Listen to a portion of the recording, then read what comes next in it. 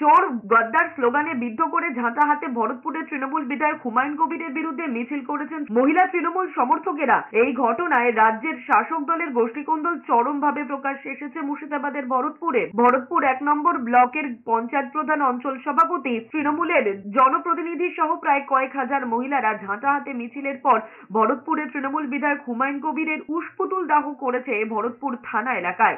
এদিন এই মিছিল থেকে স্লোগান উঠেছে, গদ্দার বিধায়ক দূর হটাও, চোর বিধায়ক দূর হটাও। আমাদের বিধায়ক 2021-এর বিধায়ক হুমায়ুন কবির, তিনি একের পর এক মিথ্যা ভাষণ, মিথ্যা কথা, মানুষের অপপ্রচার এবং মানুষকে পরিষেবা না দিয়ে দালালি করছে ভরতপুর বিধানসভায়, এবং সে তার তুলাবাজি কারণে আজকে আমাদের দলের বিরুদ্ধে একের পর এক নেতার উপরে বিক্ষোভ, উল্টো পাল্টা ভাষা, কারো বাপ তুলে কারো মা তুলে ভাষা।